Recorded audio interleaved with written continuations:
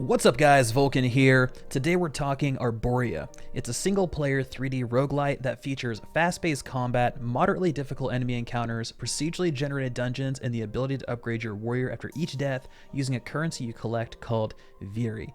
The game just entered early access on May 7th and is currently sitting at a mostly positive rating with a handful of reviews and is available for purchase for $19.99. If you want to check it out for yourself, there's a link in the description below.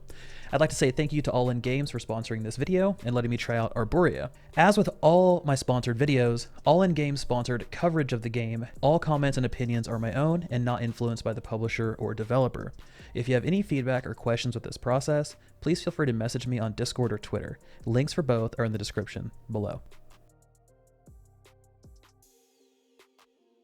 The story of Arboria is fairly light. The game takes place in Durnar, a world that mixes technology and nature that really kind of makes you wonder how you were thrown back into the Stone Age. By looking at the technology, you're like, they had to be very futuristic at one point in time, but now we're like a bunch of like wooden trolls and things like that. So really, what's the background here?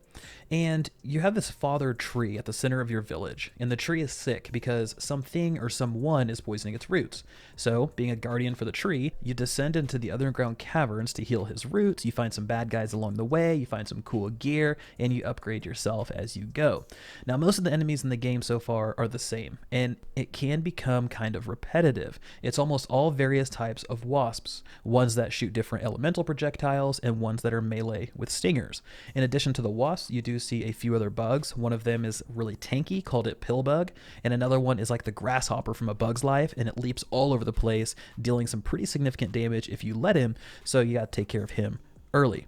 Now, the main story motivation at this point is to find a troll who went mad after putting on a mysterious hat outfitted with some sort of technology. And as you progress through the various levels in the game, you have these like virtual run-ins with the mad troll, and you see his slow descent into madness. When you kick off your first run, you're given the choice of 3 trolls, kind of like Pokemon. Each one has minor advantages in toughness, strength, or focus, and they each possess a weapon strength or an innate ability, like the ability to slow down traps or have more armor. And these are going to change each time you begin a new run. So you die, you start over, they re-roll, and they'll each feature different stats every single time. But there are times, if you're lucky, you can get some with multiple bonuses, like you can get double increases to axe damage, you can get more armor, dealing damage with skills, and you can really kind of find the troll that fits your playstyle. Just know that it's going to be different each time, so that one that you really like, if you die, it's probably going to be gone for quite some time, unless you're super lucky and you can re-roll it again. Combat in Arboria is fun and satisfying. It can be a bit floaty at times, but for the most part, it does really well. And with this being a game aimed at tactical fights that place an emphasis on timing, guys, I'm trying to stop using the term Souls-like so much. I use it all the time, and so I'm trying to use tactical fights that place an emphasis on timing. Hope you guys understand. Well, your troll warrior has access to a light attack, a heavy attack, and then skills you can unleash to even the battlefield a little bit. And using different weapons are going to require you to change your playstyle. So you have like slower, more damaging great swords that require more planning, while the scythe deals less damage, but you can almost dive in and out of battle more quickly. The axe really fits the middle. It offers some decent damage and decent mobility. Right now, I really like the scythe. I like being able to dive in, hit some combos. Its alternative attack allows you to slash while you're jumping backwards. So if you need a really quick disengage, then you can, throw out a couple of those. You'll create some distance between yourself and your enemy. The greatsword's pretty great, no pun intended, at clearing large groups. They have a cleave attack, so that works out fairly well. Now, I'm not a big fan of the slower gameplay. I like the almost roguelike style gameplay, so that might work for somebody else. Now, the cool thing is, as you go through and you upgrade your troll, you're going to be able to hold multiple weapons. When I first started out, I could only hold one or the other, so you had to make some pretty difficult decisions. Do I want to try out the sword? Do I want to keep my axe? Do I want to go for the scythe? But as you progress, you'll be able to carry more and more different weapons that are called symbiotes. Now, regarding combat, one thing that was mysteriously absent was a stamina meter, right?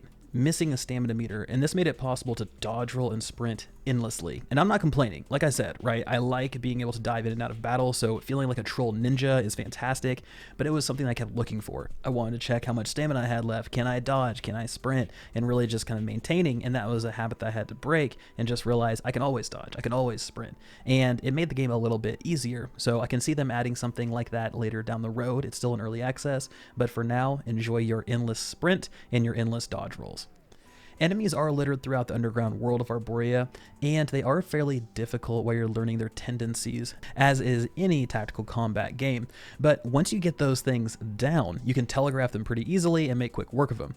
There are some pretty large iframe windows that give players quite a bit of leeway when dodging, so it makes those encounters a little bit easier.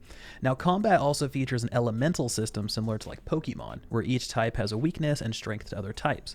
There are fire, ice, and nature.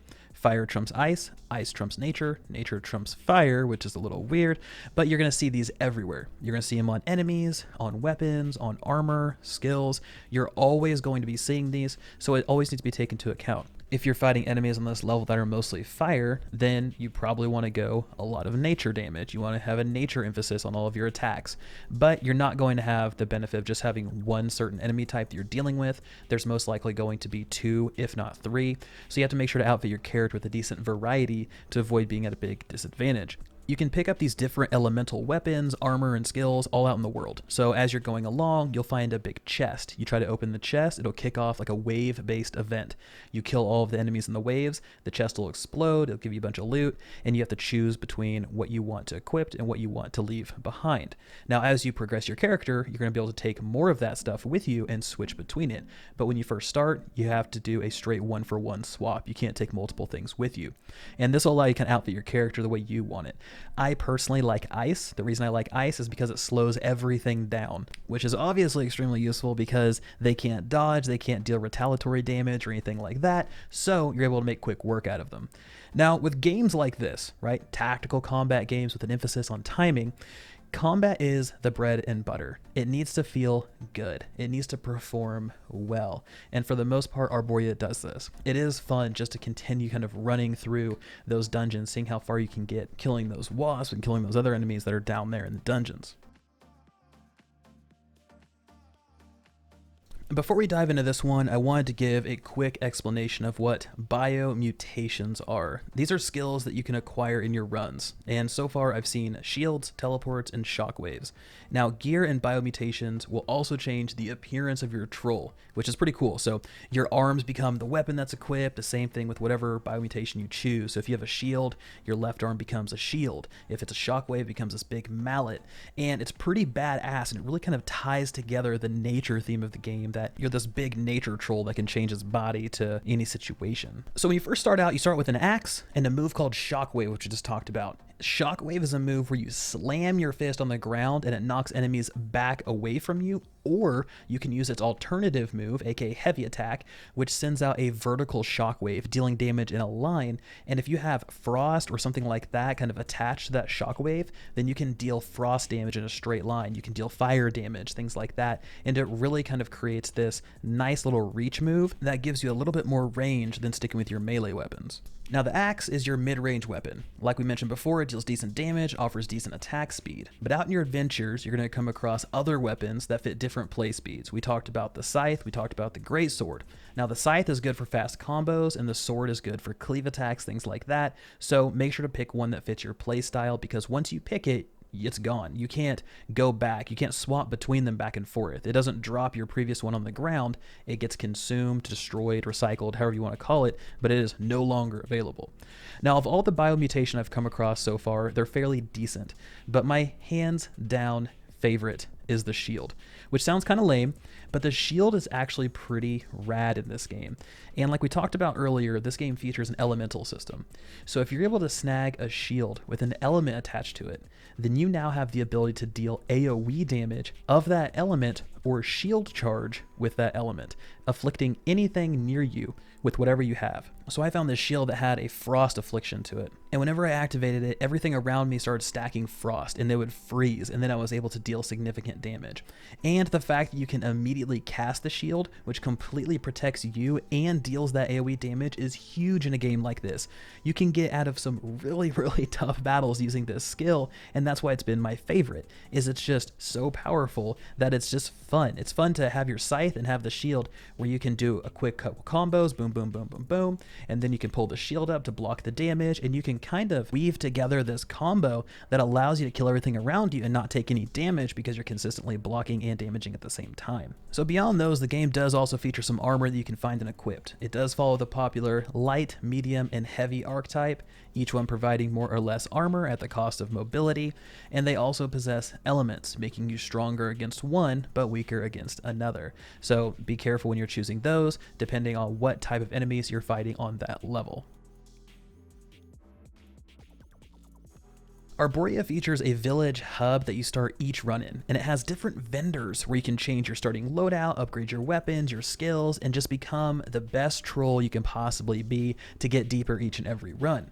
Now these vendors will unlock as you heal roots that are found within the dungeons, and these roots trigger events that you need to complete. Things like survive for a certain amount of time or kill a number of enemies to complete the objective, and once they're healed, you're refreshed to full health and that root is captured. It cannot be triggered again. So if you die, you can't go back and just keep farming that same first root in order to unlock vendors. That root will always be captured, it'll always be healed, and you have to progress deeper into the dungeon or descend through multiple levels in order to find more roots that you can heal up.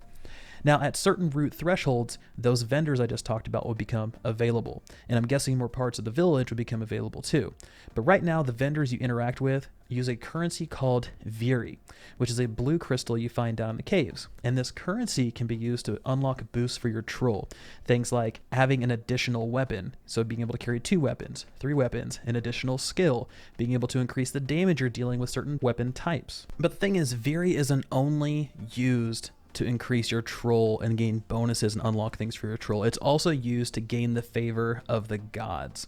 And gaining the favor of the gods gives you bonuses to just about every aspect of your troll, but will also decrease as you make runs. So it's temporary. So you're dumping massive amounts of Viri into your god bonus, and that will go down over time. So it's not exactly a permanent boost.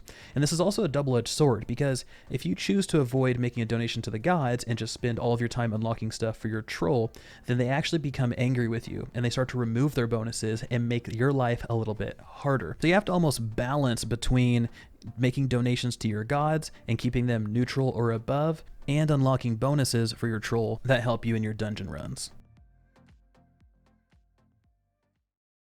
So far, my time with Arboria has been fun, it's been interesting, the game offers a unique environment with a variety of things to work on, and while the game is in early access, there will be some bugs, that's expected, but for the most part, I didn't really encounter any issues. I was able to play the game successfully, I crashed once right at the beginning, but after that, it was pretty solid. Now, if you're someone who enjoys roguelite games and you want to try something a little bit different, I would say give Arboria a shot. They're going to continue adding on to the game to make it deeper and deeper, continue adding more systems, enemies, things like that. So if any of this sounded interesting to you, or the gameplay looks like something you would enjoy, there's a link in the description box below that'll take you right to the page, and I'm curious to hear your guys' thoughts on the game. So as always, guys, thank you so much for the support. It just means the world to me. I hope everybody is staying safe out there, and thank you so much for watching.